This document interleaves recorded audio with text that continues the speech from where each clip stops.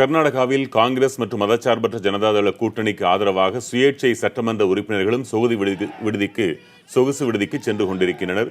செய்தியாளர் பழனிவேல் கூடுதல் தகவல்களை தருகிறார். பழனிவேல், விவரம் என்ன? வெங்கட், கர்நாடகா சட்டப்பேரவை தேர்தலில் எந்த ஒரு கட்சிக்கும் தனி பெரும்பான்மை கிடைக்காத நிலையில் ஒரு இழுபறி நிலை காணப்பட்டு வருகிறது.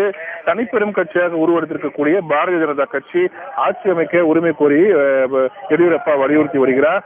இதனிடையே திடீர் திருப்பமாக காங்கிரஸ் கட்சி மதசார்பற்ற ஜனதாதள ஆட்சி அமைக்க முழு ஆதரவை தெரிவிப்பதாக தெரிவித்தனர். இதனிடையே ஒரு புதிய திருப்பம் ஏற்பட்டு 117 எம்எல்ஏக்கள் ஆதரவுடன் இன்று மாலை குமாரசாமி கடிதத்தை ஆளுநருடன் சமர்ப்பித்தார்.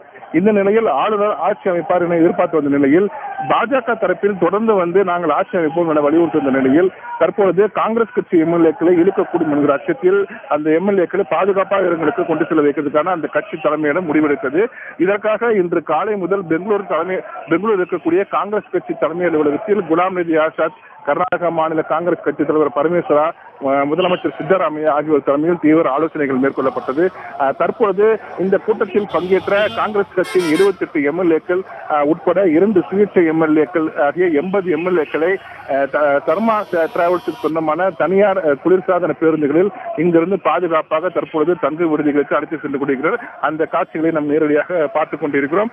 இங்கிருக்க பெங்களூரில் இருந்து 50 கிலோமீட்டர் தொலைவில் பிரதி இருக்கக்கூடிய ஒரு தனியார் விடுதிக்கு இந்த எம்எல்ஏக்களை கொண்டு செல்ல வைப்பதாக காங்கிரஸ் கட்சியில் முடிவெடுக்கப்பட்டு தற்பொழுது அவர்கள் 2 பேருந்துகளில் அழைத்து செல்லப்படுகிறார்கள். இந்த எம்எல்ஏக்கள் கிட்ட தற்பொழுது இந்த பேருந்து 3 பெண் எம்எல்ஏக்களும் தற்போது உடன் சென்றிருக்கிறார்கள். முதலமைச்சர் சித்தராமையா இந்த பேருந்தை தொடர்ந்து அவர் தனியாக காரில் சென்று கொண்டிருக்கிறார்கள்.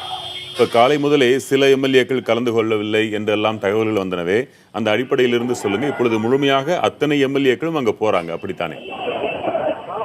வெங்கட், இன்று காலை காங்கிரஸ் கட்சி அலுவலகத்தில் கூட்டம் நடைபெற்று வந்தது. அதில் பெரும்பாலான எம்எல்ஏக்கள் கலந்து கொண்டு இருப்பதாக காங்கிரஸ் கட்சியின் சார்பில் தெரிவிக்கப்பட்டது. ஆனால் ஊடக நண்பர்களை யாருமே கட்சி அலுவலகத்திற்குள் அனுமதிக்கப்படவில்லை, படம் எடுக்க அனுமதி இல்லை. ஆனால் 78 எம்எல்ஏக்களும் கலந்து கொண்டு இருப்பதாக காங்கிரஸ் கட்சி சார்பில் தெரிவிக்கப்பட்டது. ஆனால் மற்றொரு தரப்பில் நம்மளுக்கு கிடைத்த தகவல் 50 எம்எல்ஏக்கள் மட்டும்தான் வந்திருக்கிறார்கள், மீதம் இருக்கிற எம்எல்ஏக்கள் வரவில்லை, ஒரு சில எம்எல்ஏக்கள் வந்து கொண்டிருப்பதாகவும் தகவல் வந்தது.